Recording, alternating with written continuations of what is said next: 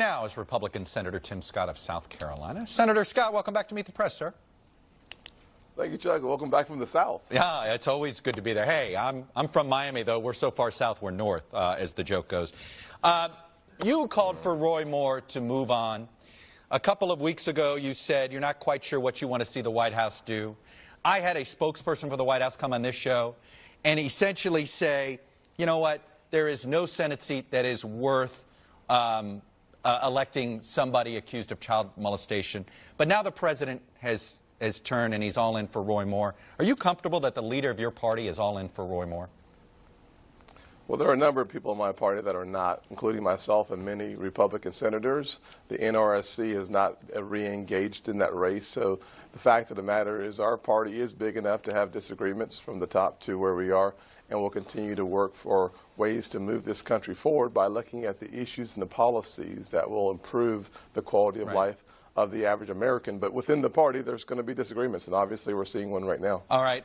Roy Moore's, if he wins, you referenced the NRSC, the head of that campaign committee, Cory Gardner of Colorado, your colleague there, is for expulsion. He wants to see an ethics committee and eventually perhaps a vote on expulsion. Where are you on this? I think the Constitution requires us to, if he wins, and still an if he wins, we have to seat him. Then there will immediately be an ethics investigation. We'll have a greater opportunity for us to look into all the issues, the allegations, and perhaps even talk with some of the folks who are witnesses. That will give us a clear picture. I've always said that so far as I can tell, the allegations are significantly stronger than the denial. And I'm going to let my decision be made by the breadth of information and evidence that I'm able to review during that process. There's a campaign elements being used here. Doug Jones is trying to fire up African-American voters. And he has this mailer out. And I know you don't have a TV screen in front of you, but I'm going to describe it to you. I do not. It's an African-American male with a skeptical look on his face. Big picture, and it says this: think if a black man went after high school girls, anyone would try to make him a senator. What do you think of that kind of campaign literature? Well, it's getting closer to the gutter, honestly. I think a bigger issue is when you bifurcate the current issue between those who believe Roy Moore and those who do not. That is perhaps a more telling, significant sign. 71% in a recent poll of Republican voters, likely voters, say that they do not believe the allegations. So really a bigger question, other than the question that you just presented to me, is how many voters believe the allegations and how many do not? And when you split that, you find a very telling story. You know, there's been some concern that the election of Roy Moore is just going to send a larger negative message about what the Republican Party stands for.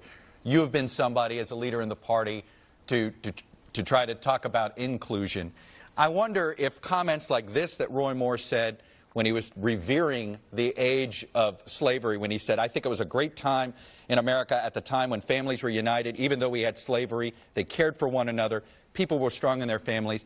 And then I thought about that quote and this tweet from Steve King earlier this week.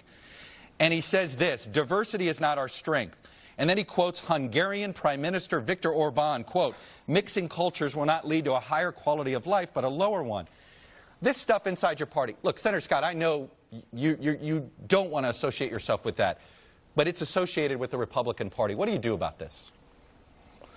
Well, very little that I can do about people who speak ignorantly, and you just have to call it for what it is, number one. Number two, the bottom line is both when Steve King and Tim Scott arrived in this country, we were actually creating diversity because the Native Americans were already here.